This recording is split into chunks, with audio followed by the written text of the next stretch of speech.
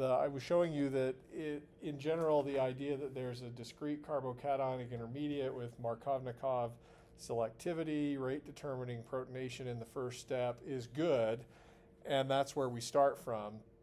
But structural variations in the alkene can lead to complexities. So we talked about last time carbocation rearrangement and ion pairs. And then we were dealing with the issue of stereochemistry, syn versus anti-addition. And if you've taught or worked with students in introductory classes, what the example I usually give is this one, where I'm like, okay, well, you can expect products that come from protonation of the alkene. Maybe I think I usually put a deuterium here so we can tell syn versus anti. This is just an example that I'm making up.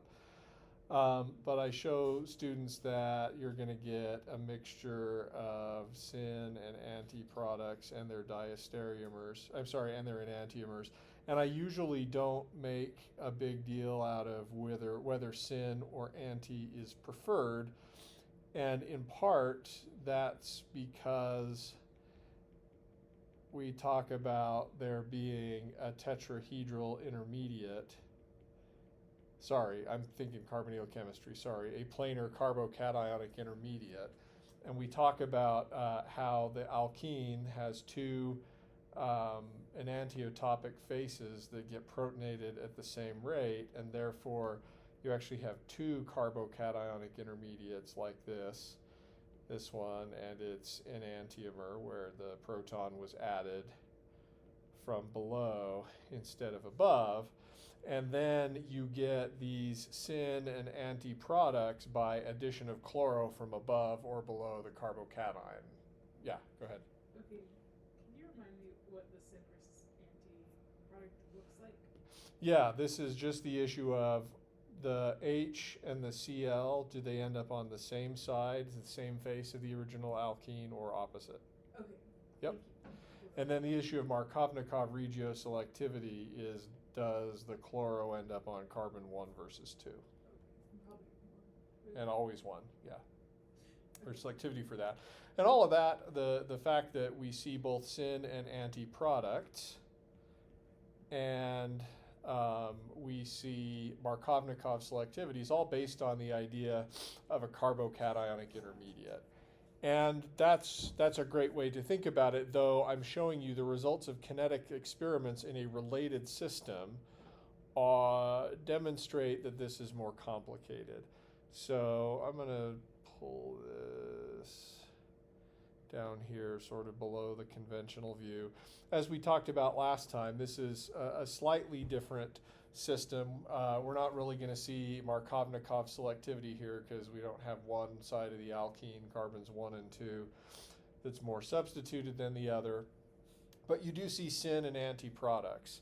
So the first product, which we discussed, and it's an enantiomer, is the one where carbon 1 gets protonated and then chloro ends up on the same side. And the kinetics here are first order in olefin and first order in HCl. And that's still consistent with the mechanism we described above, where you get a full carbocationic intermediate after rate determining protonation of the olefin. But the fact that if it were a full carbocation intermediate, and indeed if chloro had diffused away from the contact ion pair, you would expect to see chloro come in from either side. And it's thought that the syn addition happens either through the contact ion pair before diffusion while the chloro is on the same side, or perhaps even via a concerted step that avoids a carbocation altogether. And this is something that's totally different from what you would have learned in your introductory OChem class, the idea that hydrogen and chloro both get delivered to the same side of the alkene. Now, there's an anti-product, and your text doesn't say what the ratio of the two is, and that's maybe even beside the point. The anti-product shows third order kinetics, first in olefin, first in acid, and then first in Cl-, which suggests that the anti-product comes from something that needs three things. The idea is that chloro attacks from one side while we're protonating the olefin from the other side, and so they're necessarily on opposite sides of the olefin from each other, perhaps sterics, perhaps avoiding buildup of negative charge from each other. But it's interesting that this anti-product, the kinetics say it does not come from our hypothesis, our hypothesized mechanism where we protonate first, chloro diffuses away, and then comes in from either the top face or the bottom face. Instead, the anti-product appears to come from simultaneous delivery of hydrogen and chloro from opposite sides. Now, if you're looking at where we've been so far, you have chloro delivered to carbon 2. It turns out there is another product that you can get if chloro is delivered to carbon 1. Oops. But you'll see pretty quickly as I draw that product that you can't really draw any stereochemical conclusions from that one.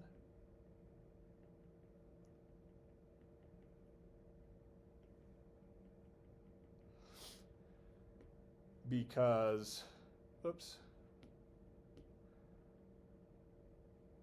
which hydrogen was the one that got added? You can't tell, right? So there's no, unfortunately, there's no stereochemical syn versus anti issues to discern there, and so the authors didn't. Another product that you can get here is the addition. We talked about how solvent like acetic acid can start to compete with chloride, and it's an open question as to how much it can compete with the chloride in the contact ion pair. But you do see this acetyl ester version of the chloro product, but again, you can't tell whether it's syn versus anti. They don't report a syn acetyl product to correspond to the chloro product, perhaps because it would be very difficult to fit both the HCl to protonate and the acetyl group on the same side of the alkene. They do report an anti-version of the anti-acetyl version of the chloro product mentioned above. That's this one.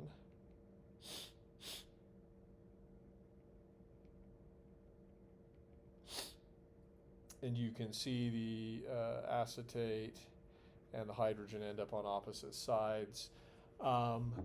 Similar kinetics here to the anti-chloro product above. So the transition state here would be very similar, only it's chloro that comes in from the other side instead of being protonated. Okay.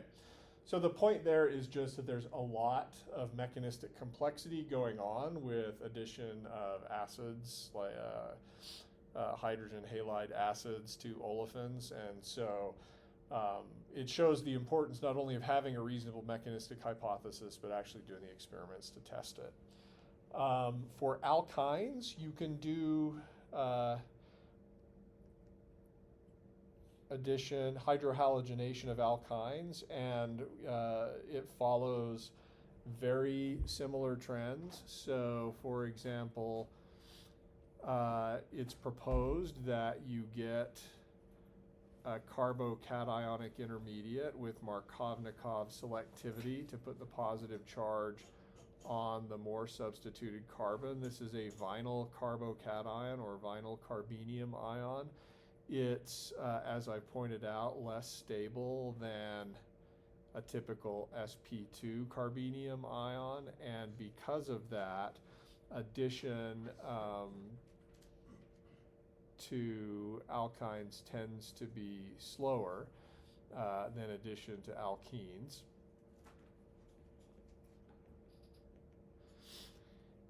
If you add just one equivalent of HCl, then you can get, let's see,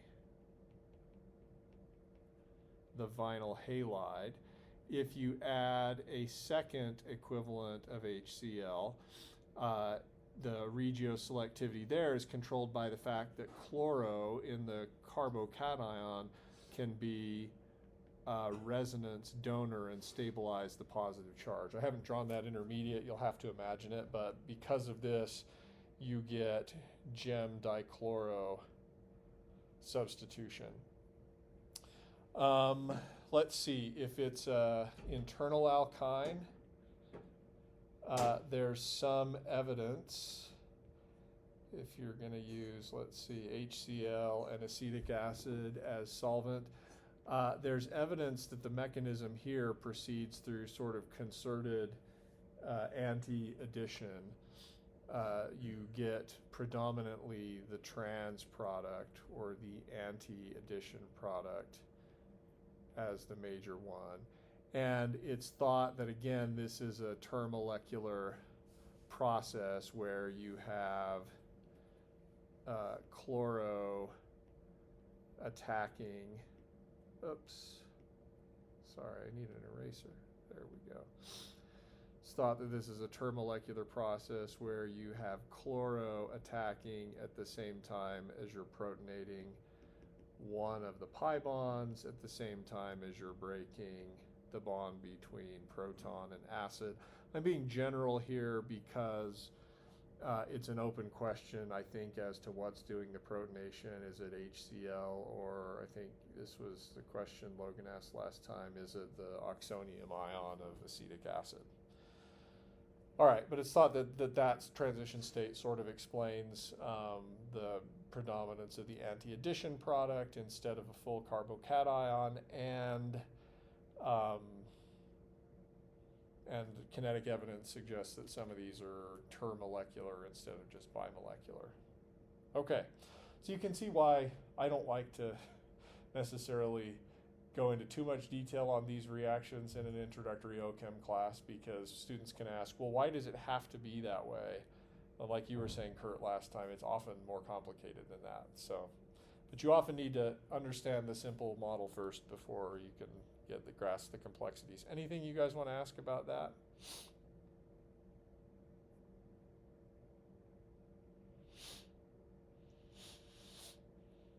Okay, so the next one on the list, if you're ticking them off in your memory, is alkene halogenation. That's bromination. This was kind of, I always liked this one. I don't know why, because there was a triangle in it. So yay. So alkene bromination will show you the standard mechanism and then give you a sense for what the complexities are.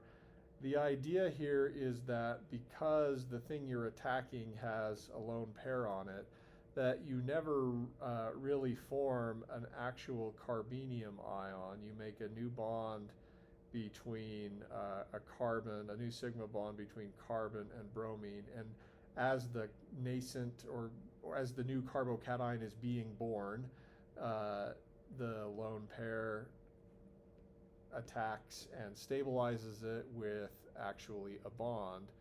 And so you end up with this intermediate, which is called a bromonium ion. We add ium to things to indicate that they're positively charged. Bromonium, and it's sometimes also called a sigma complex, sort of differing in the idea, differing from a pi complex. A pi complex is where a Lewis acid sits down on a pi bond and interacts with it but doesn't form full covalent bonds. A sigma complex indicates that indeed these are sigma bonds. And then you get attack. Oops. The conventional mechanism says in the second step you get attack of the Br minus that left in the first step, opening up the product from in SN2 fashion, so backside attack, to give you the product, which is a vicinal dibromide, vicinal meaning neighboring.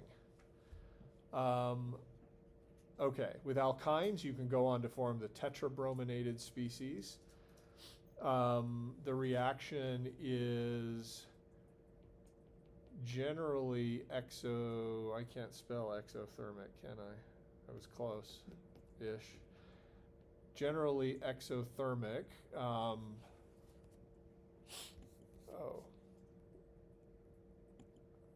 Bring that up. All right. I have to make the little square disappear, sorry. Why is it not disappearing?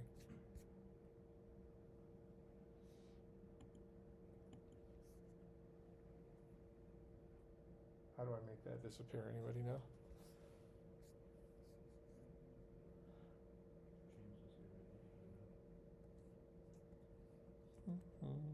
Oh well. We'll just, I usually tap it. Do you move? Do you press escape?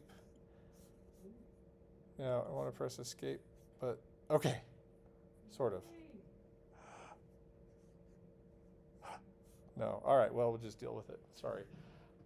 It's highly exothermic for fluorine, like explosive. So that's why you didn't learn fluoridation. For Cl2, you can do this with Cl2 and get chloronium ions, 44 kilocalories per mole exothermic.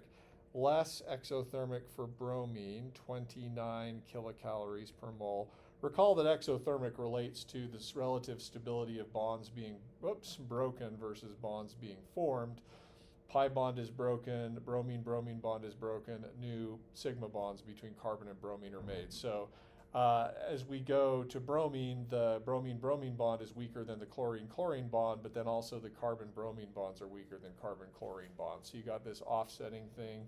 Another one you didn't learn as an undergrad, in your introductory course is iodination. You can do this, but it's mostly thermoneutral, so you get equilibria, and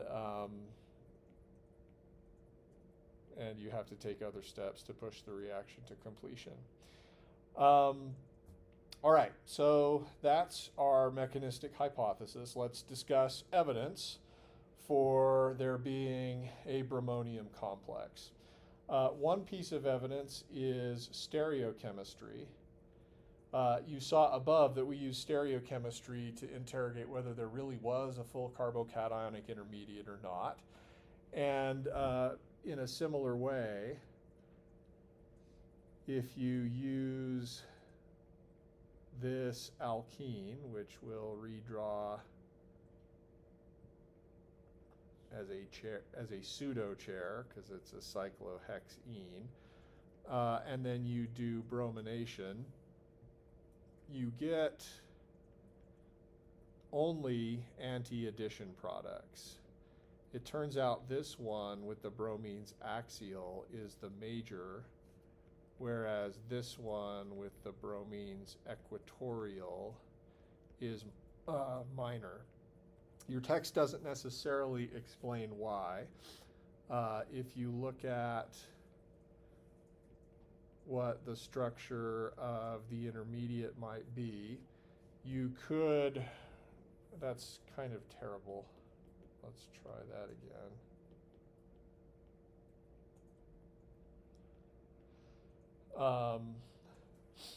It's an issue of whether the Br minus that attacks comes in on carbon 1 or carbon 2. Presumably, you could argue that attack from carbon 2 is easier because it's farther away from the T-butyl group. You could also argue that perhaps the sigma star is more accessible from approach, although that for approach, again, but that's an issue of proximity to the T-butyl group. So anyway, I'm not necessarily certain why you get this diastereomer instead of that one. Probably the simplest explanation is that this one allows you to attack farthest from the T-butyl group. There may be an explanation as to which attack allows you to get away from a more boat-like transition state into something that's chair-like, but I don't know. In any case, the fact that you only see anti-products is evidence that there's not a full carbocation. And so that's evidence for the intermediacy of this bromonium ion complex. Of course, a great evidence is if you can actually isolate it. And this is kind of exotic, strange chemistry, but you can actually isolate some bromonium ions and they're stable indefinitely, at least in crystal structures. So I'm going to attempt to draw one for you. Oh shoot, and it's going to be terrible. The idea here is that you make something that's as sterically hindered as you can possibly get. Oops. So, and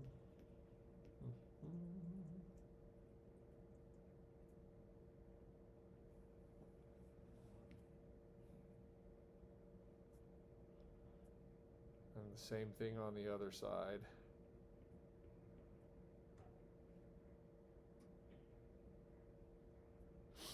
That has been isolated and characterized in a crystal structure, so that's evidence that it's at least reasonable.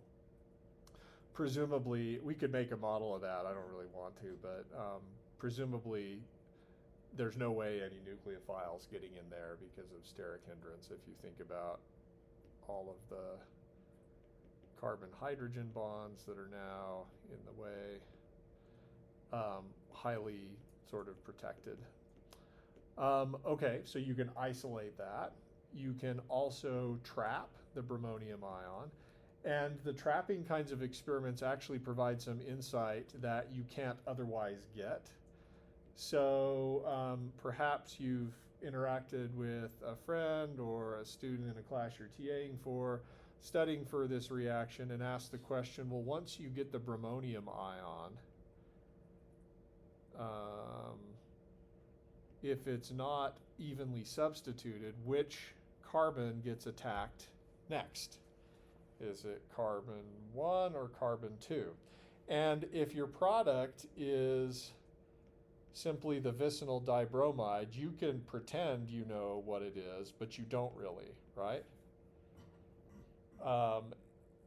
And you could argue here, well, can't stereochemistry tell you? No, it can't, because no matter, it's true that you've made a stereocenter, but only one stereocenter. You can't tell whether it's a syn or an anti-product. You can't tell who added first, in part because the bromine can add to either side of that initial alkene with similar rate. So you simply don't know. But if you use an alcohol as a solvent, as we saw before for hydrohalogenation, solvent can start to compete with the attack of the bromine ion, and you do start to see what I'll call a trapping product, where you've trapped that bromonium intermediate with your alcohol.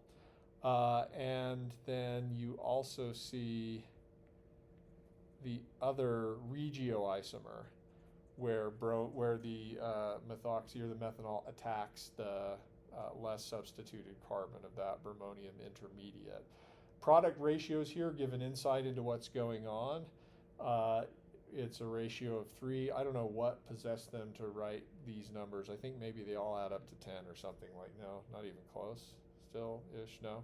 Yeah, no idea why we didn't just call one of them 1. But we called the first one 3, and that was that. The key issue here is you can't tell regioselectivity from the vicinal dibromide, but you can see Markovnikov type regioselectivity for the trapped product, because you can see a ratio of 4 to 1 favoring attack at the more substituted carbon.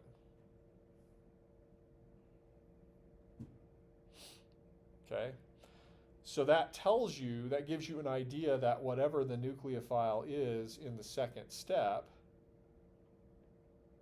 it's going to attack the more substituted of the 2 carbons.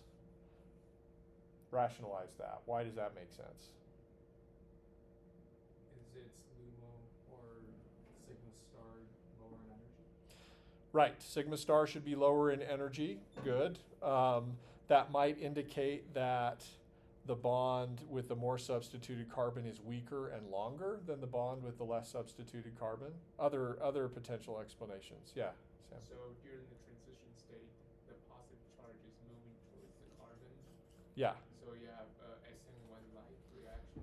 Okay, so you're using language that I've heard before to talk about epoxide opening, where the bond lengthens and gets longer for the more substituted carbon first, so that, and that's because that's the carbon that can best tolerate the buildup of positive charge in the transition state.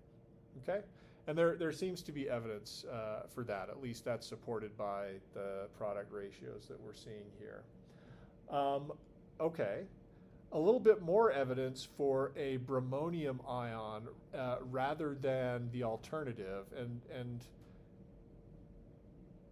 let's just draw the two possibilities kind of like this. Here's a bromonium ion, and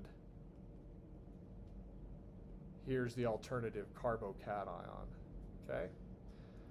I'll show you relative rates for olefins of various substitution patterns. Here's unsubstituted, here's monosubstituted, trans disubstituted, cis disubstituted, gem disubstituted, trisubstituted,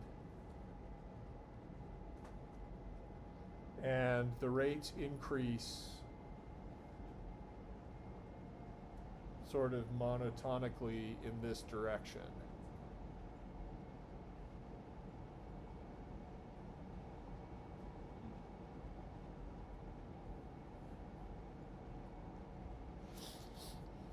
Sorry, my penmanship's not very good as we get there. So I don't know if you remember when we did alkene hydration, I showed you that the rates only increased with increasing substitution on the same carbon. If you remember, for alkenes, these two, monosubstituted and 1,2 disubstituted, were exactly the same. And 1,1 disubstituted and 1,2 trisubstituted were basically the same.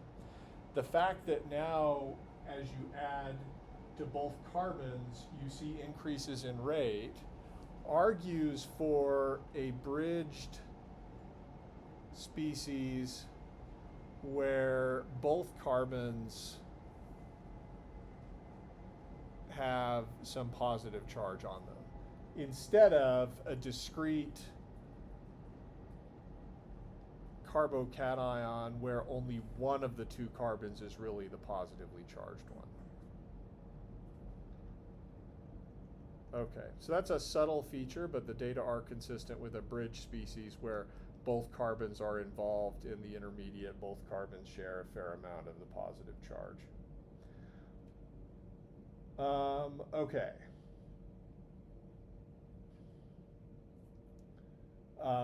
Other questions? What do you mean by bridged species? This one, the bromonium ion, is the bridge species. Carbons 1 and 2 are both involved, and there's buildup of positive charge on both of them. It's true there's more buildup on the one that's more substituted, but the fact is that adding more alkyl groups stabilizes the bridge on, adding alkyl groups on either carbons stabilizes the bridge species. For the discrete carbocation, adding alkyl groups over here doesn't make any difference because the positive charge is over here. How do they observe the positive charge? They don't. This is just a comparison to the experiment that I talked about last time, where the rate for alkene hydration was the same for monosubstituted versus 1,2 disubstituted, right? So the idea for alkene hydration is if you're going to add more alkyl groups, add them on the same carbon because only one of the two carbons has the positive charge. For the bromonium ion, the idea is that both carbons matter. And so you get an increase of rate no matter which carbon you add the carbocation to. Okay. Another thing that's consistent with both carbons being involved are kinetic isotope effects, KIEs. So if we do the experiment hydrogen versus deuterium with this starting material,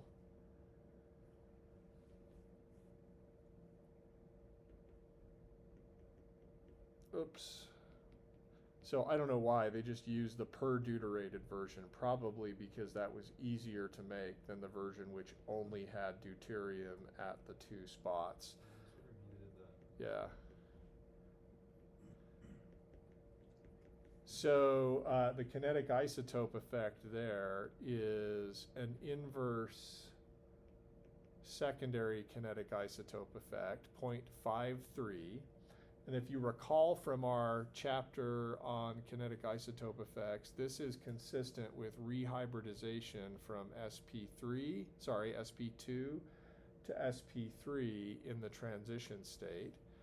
And if we were to draw sort of what a transition state might look like for this reaction, here's hydrogen versus deuterium. And indeed, in the transition state, both carbons, sorry, I needed to draw Br here. I also need some more space.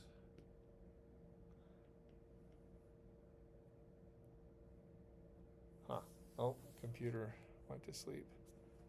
Touch ID, blah, blah, blah. We're still recording, good. All right, so in the transition state, the pi bond is breaking. We're making a new sigma bond here, a new one here, and this bromine-bromine bond is breaking. So, but the idea is that both carbons 1 and 2 are rehybridizing. This is actually a very large inverse kinetic isotope effect. Most kinetic isotope effects that only involve rehybridization of 1 carbon are around 0.8. So the fact that this is so low is also evidence that both carbons are significantly rehybridizing. And contrast that observation with what you would expect from something with a discrete carbenium intermediate. One of the carbons goes sp3, but the other stays sp2. Okay. Couple of more sort of complicated issues. If you want, if you do things that can stabilize a carbocation, you can start to push the reaction mechanism away from the bridged species and towards a discrete carbocation. Evidence for that is that the syn anti-selectivity starts to decrease. So as an example, the phenyl substituted olefin with bromination still gives you predominantly the anti-product, which I'll draw here. And oops, that's supposed to be a bromine with its enantiomer. You get that in 73% yield, but you do observe some syn. And presumably the syn product here has to come from an intermediate that looks like this, where 1 bromine has already added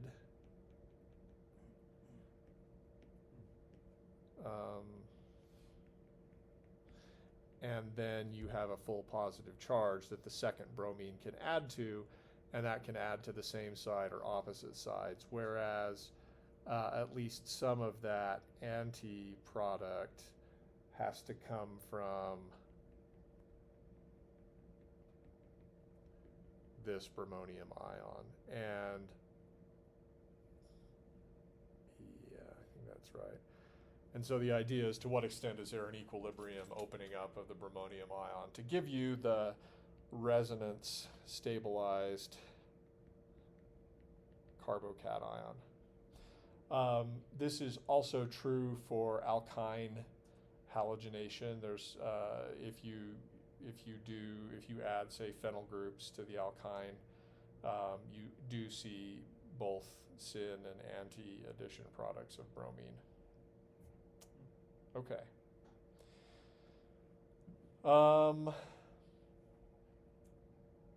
A couple of details that I don't know are worth remembering, but just give you a sense for how complicated things can be.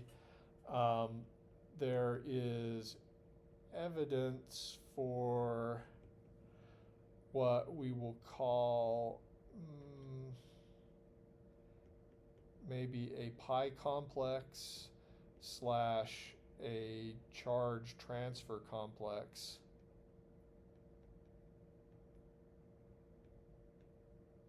prior to bromonium ion formation. And this isn't necessarily going to affect the outcome of the reaction. So there's nothing to learn here in terms of like, oh, this controls regioselectivity. But by UV vis spectroscopy, they detected an absorbance band that's consistent with the presence of, and it's transient, it's not there very long, but it's consistent with the formation of first a pi complex between bromine and the pi bond. So presumably the pi bond is donating a little bit into the sigma star of Br2. It's not enough to break the bond yet. It's a sort of non-covalent Lewis acid, Lewis base association, buildup of some positive charge on the carbons of the alkene. And there's some evidence that there can be electron transfer. Oops.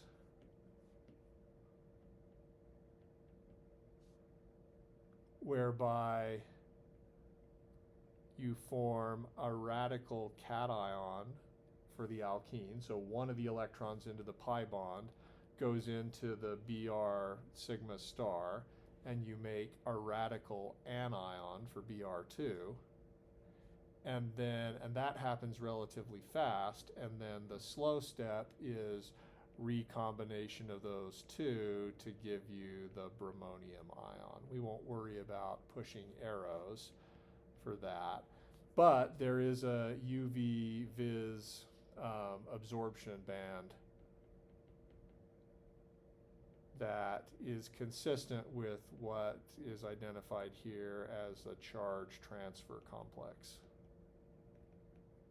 Okay, which just shows to go you that the more you look and try to understand something, it's possible the more complicated it will be. That's certainly been the case in some projects that we've been working on in my lab. The more experiments we do, the more we realize we don't understand a lot. Finally, the rate laws that you observe sometimes show evidence for lots of complexity. So, for example, contrasting this with the original mechanism we drew for bromination, where we said, okay, probably rate determining bromonium formation to get the sigma complex and then opening that up, fairly simple. There's evidence that it can be more than bimolecular, which is, all kinds of fun. So here is some arrow pushing that is consistent with at least some part of the observed rate law. Oh, that's not what I wanted. So sigma pi bond attacks the bromine, lone pair attacks the other carbon, but as the bromine-bromine bond is breaking, a second bromine helps it leave. And you actually get, and that's going to look, what's going on there actually is the lone pair for that fourth arrow. Lone pair is actually donating into the sigma star but not breaking the bond entirely, so that you're getting out of this not only your bromonium ion intermediate, but a complex in which you have a hypervalent bromine that's got 5 groups surrounding it. That's a Texas bromine, and it's low enough on the periodic table that that's just fine. The Br3 anion, and if you and that Br3 anion shows up in the rate law, which in some cases ends up, you don't need to know this, I'm just going to write it down so you can look at it and sort of gasp in horror. The rate law ends up having it being first order in olefin, but a fairly complicated dependence on bromine. So unimolecular, yes. Bimolecular, you got it. And a third process that appears to depend on the formation of this BR3. And your text just shows this without making any attempt to draw a mechanism or series of mechanisms that explain it all. Okay, so fairly complicated, and you can see why we take a step back and stay with the more simplistic picture. All right, anything you want to ask? I probably don't know the answer, but you can ask it. Yeah, go ahead. Just why is it third order with just normal bromine? I see the two bromine. So this one would be this rate law, K times bromine concentration times olefin. This would be the conventional mechanism we showed you. Okay. This would come from this mechanism where two bromines are involved. Like it could be either. I don't know where this is coming from. This says that that even this that you just formed is involved, which might mean that our model of saying, well, this first one is rate determining might not be, right? Rate determining might actually be attack of this one on the bromonium complex, because then all of the things prior to the rate determining step show up in the rate law. So yeah. Just the BR minus is not in the rate law. No, though your text argues that BR minus and BR3 minus are basically the same thing. Like, okay, that's what you want to believe, that's fine. All right. So far we have done 3 reactions. This is section 10.5 of the text. There's a ton more sections. We're just going to continue chugging along. But all of these reactions so far have not been that synthetically useful. Carbonyl hydrate formation, well, great, it happens in water. What are you going to do about it? But not that synthetically useful. Alkene hydration, hydrohalogenation, and bromination all involve, in some cases, carbocationic intermediates where you can get rearrangement. And in any case, bromine's a fairly harsh reagent. I don't know anybody that's run into the lab. I mean, you guys have worked in organic labs, some of you. I don't know if anybody's done a reaction with liquid bromine. It's kind of nasty. So, and strong acid as well. I mean, when was the last time? Probably a Bach deprotection reaction that you used a strong acid. I don't know. But there are a lot of functional groups that are sensitive to strong acid, so these reactions aren't that synthetically useful. What we'll talk about now are a couple of reactions that are synthetically useful and that people do. We'll just have time for the one today, and that is hydroboration. And this one's more complicated than you think from the beginning. The reagent of choice that we describe in an introductory OChem class is borane, BH3, right? But when you go by that, I can't remember. I can't remember if it's a gas or whatnot, but just borane on its own exists as an equilibrium between borane and diborane. What I'm drawing for you now, you're going to hate. You've seen it before briefly in our chapter on MO stuff. Both of these are 3-centered 2-electron bonds, so there's not actually 4 electrons there. I'm not using formal charge, but you form a B2H6 complex called diborane. And that's not the reactive species. You've got to get it to separate to BH3, regular borane, before the reaction can happen. One way of doing this is to use some kind of ether as a solvent. And if you do that, you break up the diborane into a Lewis acid, Lewis base complex. You can draw it with the full bond and the formal charges if you want, or a dotted line to indicate Lewis base, lone pairs on the oxygen interacting with Lewis acid, empty p orbital on the boron. This is sometimes called a BH3 etherate. And that's often the species that you use. Later on, I guess when I'll just say it now, for kinetics of hydroboration reactions, they're pretty complicated, but often they're 0 order in olefin. which how can that be? Because hydroboration is a reaction you do on an alkene. What that tells you is actually this part is the slow part, and alkene addition is fast. The standard reaction mechanism is like this. Maybe I'll illustrate this with a couple of different, with just one. I had it drawn a couple of times, but maybe we'll do it just once. There's evidence that you form a pi complex first, where it's a non-covalent complex between BH3 and the empty p orbital on BH3 and the alkene.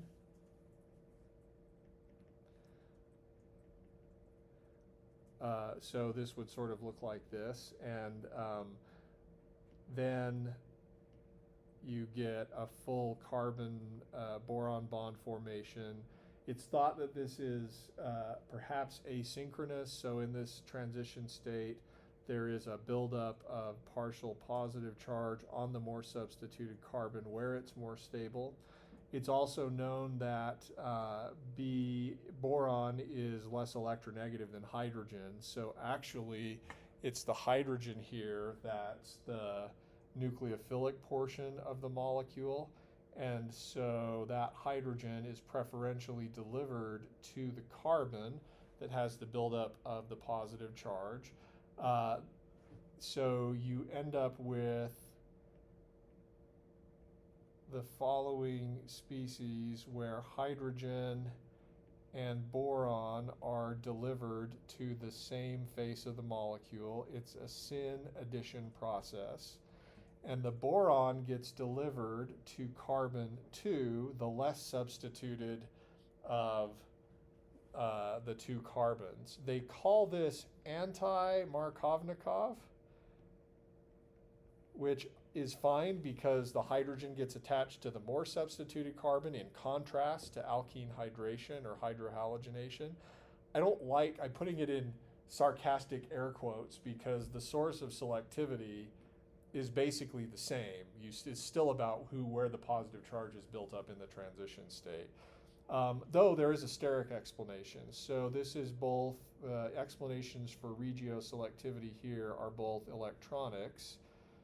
The more substituted carbon has the buildup of partial positive charge in the transition state, but there's also steric issues. The boron is bigger than hydrogen and goes on the less substituted carbon. I should also point out that you can do this reaction with various borane reagents that have a BH bond and other R groups, and to the extent those R groups are larger, selectivity is also reinforced.